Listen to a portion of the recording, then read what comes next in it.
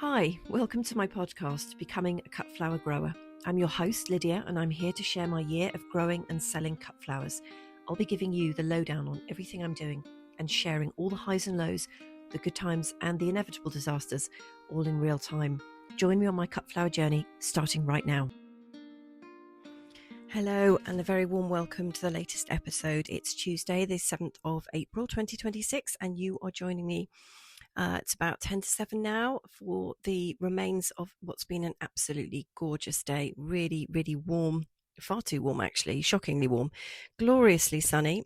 And I'm just sitting down with a glass of fruit tea to chat to you. So I hope you had a great Easter. It was certainly perfect weather for getting out and about on the plot and doing some work. So I hope you got a lot done if that's what you were planning to do. This is actually the first Easter, I think, in I don't even know how long when I haven't done a fancy meal over Easter. I just decided that I had so much work to do on the plot. I really needed to get on with it. So I spent all weekend up there and didn't actually stop and have any, super fancy Easter meal, but I don't regret it at all. There's so much that needs doing up there, and I really hate being behind the curve, even though it's quite a frequent event. Now, in the greenhouse, well, it's quite a mission keeping the soil blocks moist at the moment. It's actually very, very stressful. So I'm going to pot them on soon. They have been absolutely incredible, and the gadget's great to use, and it is very successful, and they're very neat and tidy, and they hardly take up any space, and they've germinated quickly and everything. But my goodness me, babysitting them is like a full-time job, and I still haven't quite got my head into the seedlings game this year, so much so that I actually left my sweet peas out. I put them out on Monday morning for the day because they're big enough to go outside, and then maybe it was Sunday I did that, and then I forgot to bring them in on Sunday night. So I went out on Monday, came back in the evening, and realized in a total panic, and when you have that really sinking feeling like your stomach just drops when you remember that you've actually forgotten to do something really important. So I raced around to find them, and they are absolutely fine. They don't seem to have suffered, except that I'm seeing that some of the stems have collapsed, which is a bit unfortunate. It's just typical. So yeah, I feel like I'm not having very much luck this year. I think I'm just doing too many things and not quite as focused as I should be, but hopefully those guys will be okay. Can't say the same about my seed potatoes, which definitely did not enjoy spending the night out it was probably about 1 degree centigrade, so pretty cold for us. And they then spent the day on Monday out getting absolutely baked in the sunshine as well. So they really need to go in the ground, and I wouldn't mind, but I spent Sunday planning the whole vegetable garden up on the field, because I'm actually going to grow a lot of vegetables this year. And so I'm busy getting everything ready for the veg garden, and then the seed potatoes are just at home struggling. So bit of an epic fail there. Everybody else is doing fine in the greenhouse. Some of the seeds that I sowed on, I think it was the 3rd of April, are already showing up. They've already germinated, which is amazing. And I actually need to put a bit more shelving in the greenhouse now. I've got these temporary black plastic shelves and some metal ones, but they tend to rot after a few years, I find, which is ironic, really. And one of the shelvings was the free one that I got when I went up to the tip, and this guy was throwing it away.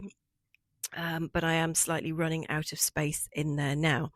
And I have a bit of a dilemma with the door, especially when the temperature is very high like it was today, and it's going to be even higher tomorrow. It's going to be something crazy like 24 degrees centigrade tomorrow, which is basically summer for us. And I have lots of little birds in the garden. So I've got wildlife friendly areas. So like the whole of my front garden, I don't sit in it. I don't really go in it. It's mostly just given over entirely to wildlife. So it's sort of reasonably tidy, but I don't go in there and do any weeding or anything. I just very much leave it to the birds, and there's lots of bird baths, and they can just hang out and have a little bit of space that's just for them. But the downside of that is that I just have lots of birds on the plot, which isn't a downside at all. It's just in terms of the greenhouse, when I leave the door open, sometimes one of them will fly in. And I've got nightmares about coming home and finding a bird stuck in the greenhouse and it's flapped its way across all of my seed trays. So I've got a bit of a dilemma with what to do with the door. And really, I should bring a bit of mesh back or netting back from the plot and put it up in front of the door. And maybe I'll do that tomorrow. And then I can leave the door fully open so things don't overheat. Now, on the plot, I have a very brief tulip update because the horror of the tulips still continues, I'm afraid. And I know you're as committed to this as I am, so I'm going to tell you all about it. As you know, I was growing them in crates. The rats have been at them no matter where I've put them, and they've been hidden in Kylie's room. They've been on top of a shed. They've been in an igloo. They've been in the back of my car. They've been practically everywhere, to be honest, on the plot. And in desperation over the weekend, I thought, you know what, I'm just going to plant them out. I'm just going to get them out of the crates, put them in the ground, and whatever makes it through will make it through. And I had a bed that I'd prepped. It was last year's Nigella bed, and it runs off the side of Roosty's old house. And I have managed to clear that bed completely, and I've actually put a climbing rose up there. I've got a David Austin James Galway, which is a very, very beautiful scented rose. Gorgeous, absolutely gorgeous. Well worth getting one of those. So I put that in, and the rest of the bed was empty, and I thought, well, seeing as I've turned it over, not fully because I'm mostly no dig, but I did have to get some nettles out, and so you end up with kind of a loose tilth on the top where the roots pull out. So I made 3 rows. I just sort of created like a mini trench because my tulips aren't very tall, so they don't need to go very deep in the ground. Planted what's left of my tulips and put them into this trench, backfilled it, and the very next day somebody had been through my 3rd row and eaten half of them, pulled them out, bitten the stems off just where the bulb joins the stem, and just created a bit of a mess. Hadn't touched rows 1 and 2. But as I've learned from these rats, they do like to start with one section and then move on to the other. And interestingly, they seem to move right to left as well, because when they went through my crates initially, they started on the right-hand side and worked their way to the left. So I'm assuming that by the time I go up this evening rather, they probably will have done row number 2. So yes, that was a complete disaster. But at least they're out of the crates and I can reuse the compost. So we spent all of Saturday and Sunday up there and got absolutely loads done. Now, bed 4 is the main priority at the moment. Bed 4 is my longest bed. So last year I got a guy called Nigel to come and remove some turf for me. And then it kind of doubled the size of the plot, which was amazing. And I was able, because it was a beautiful rectangle, to make 4 nice long beds. Most of them are 15 meters long, which is not huge, I know, but it's all of the space really that I've got. But the 4th bed, number 4, is a really mahoosive long bed, and it's about 28 meters long. 20 meters at the moment is full of foliage. So I've got my eucalyptus in there. I've got some pittosporum, physocarpus, and rebase. I've also got some sedums in there. I've just put some Japanese anemones in there as well. So those guys are just going to stay in that position. And actually, I think most of bed 4 was meant to be foliage, but it's not. It's going to be annuals now. So after you've got 20 meters of all of the foliage, and then there's this bit that I have actually weeded, and then you kind of get to this section that's just hardcore nettles. And really hardcore nettles, because it's not just the nettles that have been growing there historically in the field. It's also my dumping ground for the last 2 years of nettles. So anything that I've dug up, I haven't wanted to compost because of the roots. So I've literally thrown them in great big clumps down on the boundary of the plot where I've got these metal fence panels. And of course, they've kind of just rooted and got on with it. So now there's about 2 meters by 20 meters worth of very ingrained nettles. So my other half was put on that job. He's very, very good at it. He does a very, very thorough job, and he digs them all up properly with a fork, and he shakes the soil off, and we set up a new area for dumping nettles so that they actually just rot down. So he did that, and bless him, he got 2 meters done, which is not as much as I would have liked, but I do realize how hard the work is physically. Like, I was keeping half an eye on him, and he doesn't slack. He doesn't stop. He's very, very good. And he does a very thorough job, because we did have this awkward conversation at the beginning where I said, right, I'm going to be growing annuals on here. So you don't have to clear out every little bit of nettle. Just do like 95%. And I'm going to be clearing everything out at the end of the year, so we can go through and take the remainder of the nettles out at the end of the year. And he sort of winced a little bit, and I know him well enough to know that he has to do a thorough job. Like, there are no Heath Robinson stuff. I'm in charge of doing bodging jobs. He does things properly. So he sort of nodded and said yes, and then he did exactly what he wanted to do, which was thoroughly get every single last piece out. So there was me thinking I'd probably get about 5 to 10 meters cleared that would be good enough for me to plant in. But instead, I have 2 meters of absolute perfection. So I can't argue with that, because he has done a beautiful job. There's just going to be another 18 meters of him to do. But I did say to him, we've got until mid-May, because that is when a lot of them are going to be going out. I've got spaces for the others to go out in the meantime. So yeah, that's an ongoing project. And I was weeding a triangle shaped bed that is right by the entrance to the plot. Last year I had my straw flowers in there, which didn't do very well. There's a couple of rows of perennial spinach, which is for the chickens. It's in the wrong place, but it's rooted so deeply, I kind of just don't want to mess about with it, really. So it's a cut and come again, and every so often I just cut huge chunks off, and they will have a massive celebration when I throw that over the fence. In fact, I throw quite a bit over the fence. I dug up quite a few dandelions, and they absolutely love those. Like, they really do. And those things that stick on you, like those spreading, they're almost like creeping things. They call it sticky willy somewhere, or it's got different names everywhere. They absolutely love that. Apparently it's very sweet. It's got like a sort of sap that covers, which is why it sticks to you. And the chickens are obsessed with that. So I'm often throwing things over the fence panels, and they clear up all of that. So I did a pretty good job with the triangle, and that's kind of ready to be planted up now, which is good. I did hear over the weekend, actually, on an Instagram post, a garden designer who's actually taking nettles to Chelsea Flower Show this year. I think for the first year ever, they're going to be used as part of like a wildlife friendly thing, to just demonstrate how amazing nettles are as a plant, because of course they are just incredible. And I've got a great respect for mine, actually, but I saw that, and I looked over and saw my other half digging, and I thought, oh my goodness, am I making a terrible mistake here, clearing all these nettles out, if they feature at Chelsea and become like the next big thing? Anyway, it's got to be done, because I have so many annuals to get in, and I just don't have enough space to actually hit my financial goals at the moment, which is a bit of a bummer. And so I'm literally looking around the plot absolutely everywhere at where I can carve out some more space. And I was even looking at the vegetable garden that we've just cleared.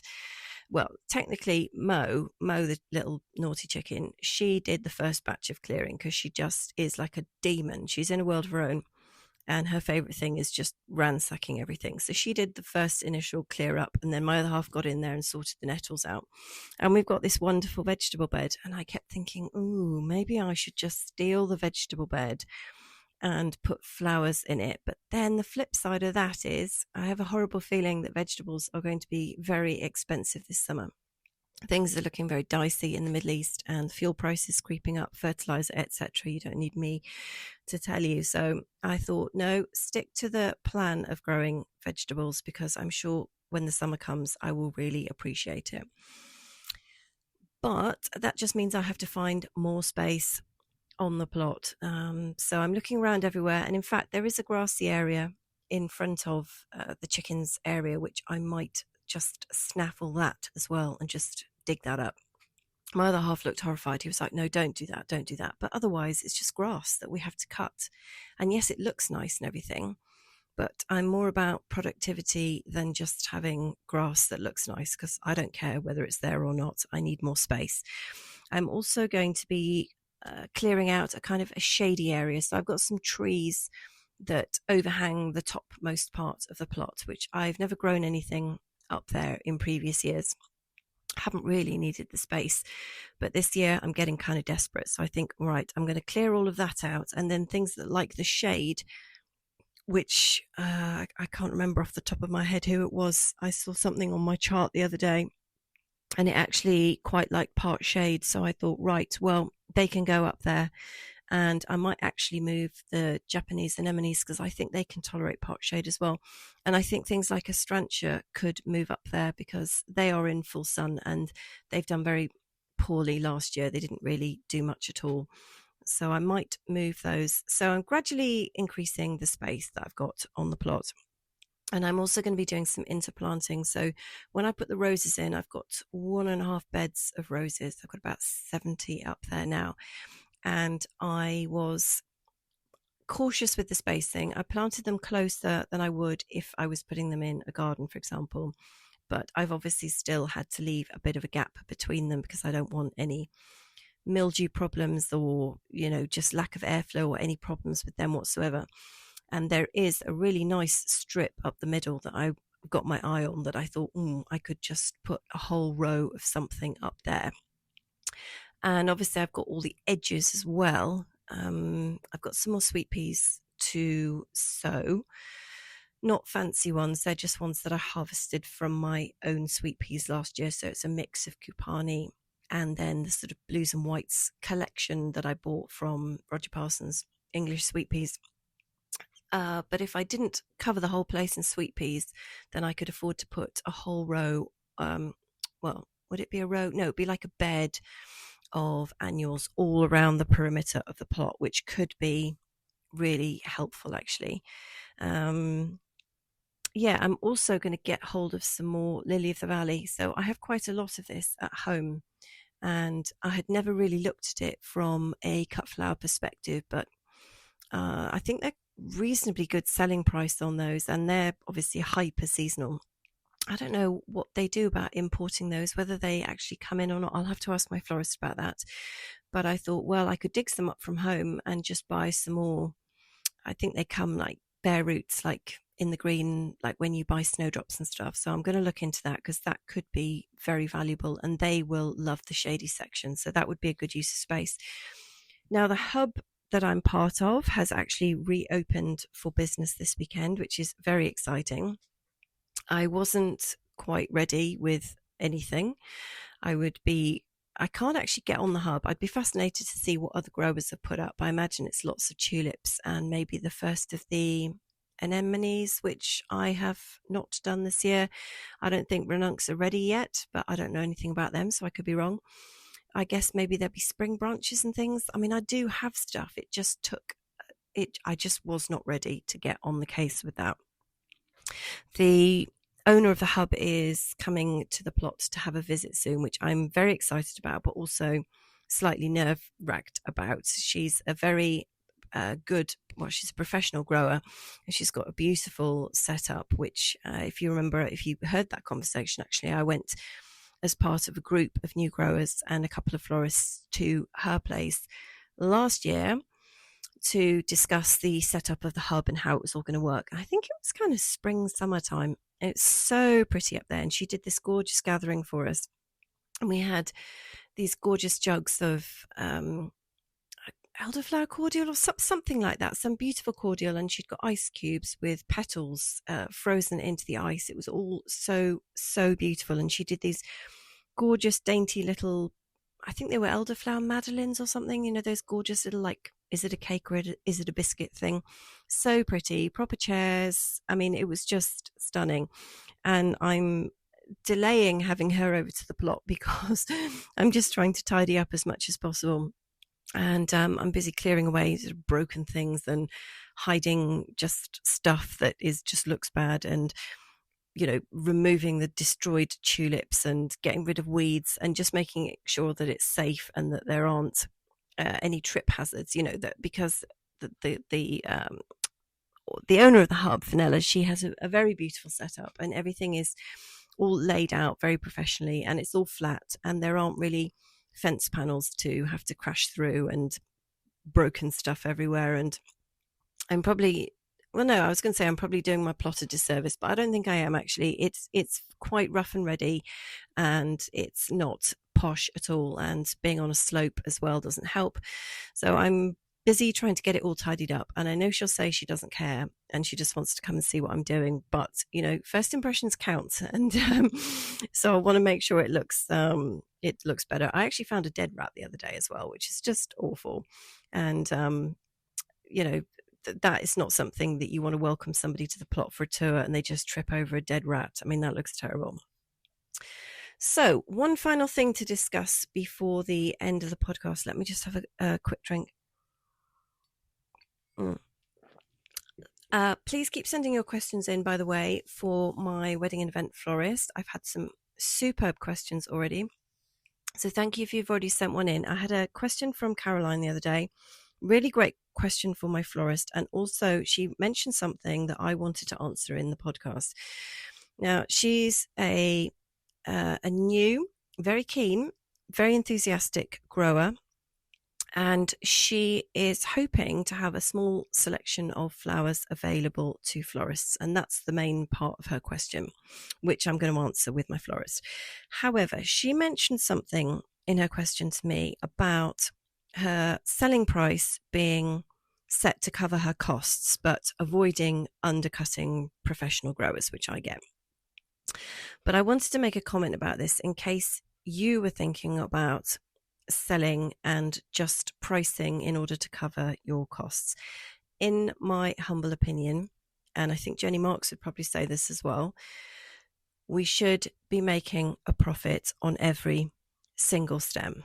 I would say to anybody thinking about just testing out the market or starting small or just, having a bit of a practice, start as you mean to go on and be brave.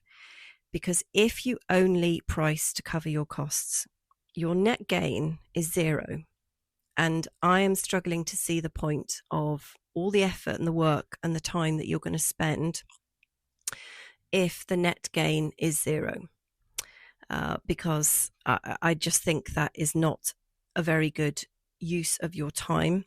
And if somebody said to me, come into town and I'll give you £10, but it costs me £10 to go into town, I wouldn't go into town, and I would hope that you would make the same decision because you would end up with zero. I also feel that if Caroline grows successfully, and I have no doubt that she will, if you start selling to florists not at a sensible price, not covering a profit, and the florists absolutely love what you do, and there's no reason why they won't, and they want to buy from you again, you could be in a very awkward position where you have to hike your prices because you suddenly are selling to a customer and you have to put a profit on that. And that could be potentially could be an awkward conversation if you suddenly have to, double the price of your stems because you have to put a profit on. So I would urge you to ensure that you have a profit on every single stem. Now, I know that pricing is difficult, and I will be muddling my way through 2026 with some educated guesses and then some testing things out, and then just generally downright just sometimes making it up and seeing what sits well with florists and how much pushback there is. There is no single answer to having to do pricing, I'm afraid. It is just horrible. But you cannot be selling stuff that just covers your costs because, as I say, net gain is going to be zero. And if you also price in your time and all your materials and, everything that's involved in growing, it's fine if you want to just, have a practice. I get that completely. But I still think if you are taking anything to market, it's very important that you have a profit in there, even if it's just a hobby, because your time and everything, I'm rambling now, but the point, I think I've made my point, which is please put a profit on every single stem that you sell, because you have no idea what's going to happen in the future. If you turn out to be really good at this and all the florists want your stems, I mean, you're going to find it difficult to know if they want your stems because they're beautiful or because they want them because they are cheaper than other places. So I don't see how you can avoid undercutting professional growers if you don't put a profit on, because believe me, they're all going to be putting profits on. We're all busy working out backstage how to do that, but we are all going to be putting a profit on.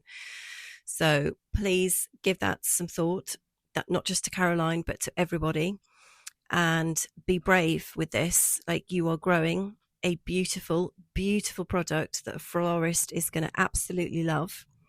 And you need to charge accordingly, because your time is valuable. You are valuable. Please don't undersell yourself. Okay, that's my lecture over for the day. I very much hope that you'll come back and join me on Friday. I will be I should be doing the plant profile series. I had a break from it on Good Friday. I shall be doing that again. And I would love if you would join me for that one. So have a wonderful rest of the week. If you're in the UK, enjoy the sunshine. And I'll catch up with you on Friday. All the best.